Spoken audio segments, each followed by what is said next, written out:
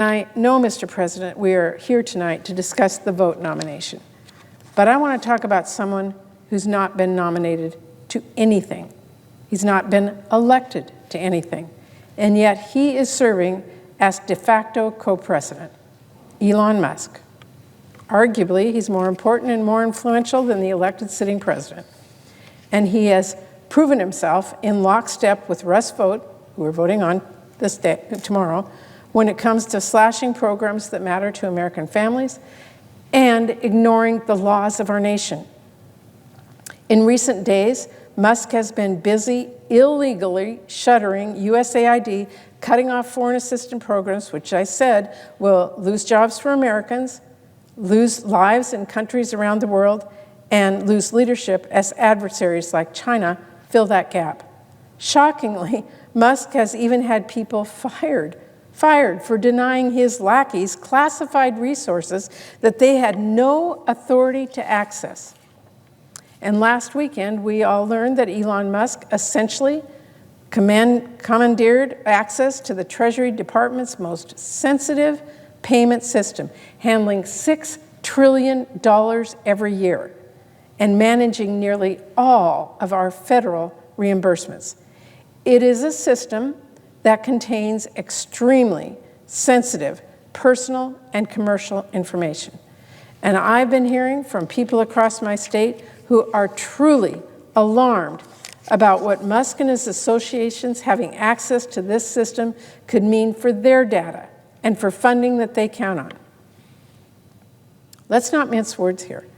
An unelected, unaccountable billionaire with expansive conflicts of interest, deep ties to China, and an indiscreet axe to grind against perceived enemies is hijacking our nation's most sensitive financial data system and its checkbook so that he can illegally block funds to our constituents based on a slightest whim or wildest conspiracy. Funds, mind you, that Congress, on a bipartisan basis, passed. Some Republicans are trying to suggest that Musk only has viewing access to Treasury's highly sensitive payment system, as if that's acceptable either. But why on earth should we believe that, particularly when Musk himself is saying the exact opposite, loudly and repeatedly for everyone to hear? What funds will Elon target next? Life-saving medical research? Homelessness assistance? Food banks? We already know he's falsely attacking faith-based organizations that help folks and promising to cut off funds based on conspiracy theories.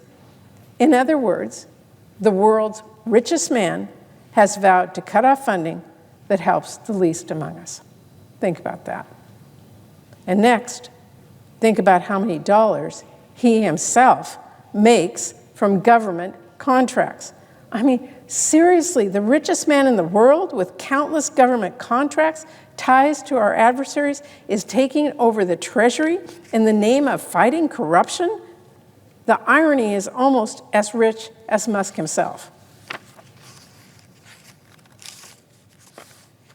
And let me underscore, Mr. President, just how dangerous this is, because now that Trump has handed over Treasury's checkbook, what if Elon decides he doesn't like how Rivian is getting federal funds to build an EV manufacturing facility?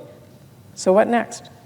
All Elon has to do is say, oh, they're woke, and he can convince Trump to illegally cut off those funds. Is that how this works now?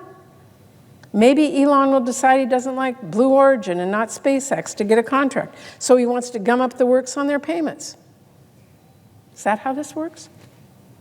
Maybe Elon decides he wants to get into electronic healthcare systems, and maybe he wants to punish hospital systems that don't take him up on whatever he is selling. Private corporations and competitors need to take note. The potential for abuse and corruption by Elon, especially considering his track record, is pretty much limitless. And it is not just Treasury. Musk and his henchmen are launching a full-scale invasion of sensitive data systems across government. We are talking about the Small Business Administration. We are talking about NOAA. We are talking about Medicare. The reporting is now clear. They are not just looking either. They are directly making changes to some of those critical systems. This is not Silicon Valley where you can just move fast and break things. When you break things here, people don't get their health care. They don't get their Social Security check. They don't get crucial warnings and life-saving information. And anyone who thinks, well, that surely won't happen, has not been paying attention. Because just this week, Elon Musk and Donald Trump put Americans in danger.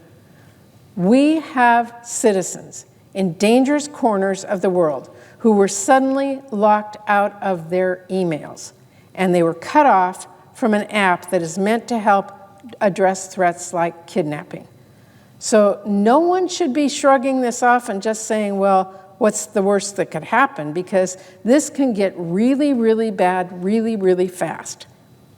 And if anyone is thinking, well, it's okay, we have guardrails, we have laws, make no mistake, even though Trump and Musk have absolutely zero legal authority to hold up any federal payments that are law, this has not stopped them so far. As we've seen, they're already halting other funds illegally. They are already firing government watchdogs and officials left and right, regardless of our laws. They are already putting forward blatantly unconstitutional executive orders. The fact of the matter is, Trump and Musk have yet to find a law they think applies to them. They think because they are rich and powerful, they get to call all the shots, regardless of the courts, regardless of Congress. That is not how things work in this country. Billionaires are not above the law, and neither are presidents. We do not have a monarchy where a president is king. We do not have an oligarchy where the richest people get to the largest say. We, in this country, have a democracy, if we can keep it, where each citizen has a vote. We have checks and balances, where the president is accountable to the Congress and to the people, where he has to follow the laws we pass. But some of my colleagues across the aisle seem to be forgetting that our democracy doesn't work by magic. We have to do our part here to hold presidents accountable. Our job is not to say yes to everything the president does, no matter how lawless or harmful. Our job is not to shrug our shoulders or cover our eyes. It is to fight for the people who sent us here and to defend the Constitution. So Democrats will be pushing back with the tools we have. We will speak out, we will press this administration, we will open investigations, and we will demand accountability. But one tool we do not have is the majority in this Congress. So that means, Mr. President, our Republican colleagues have to say enough. We need them to join us. We need them to stand up to the corruption and the lawlessness and stand up for the people they represent.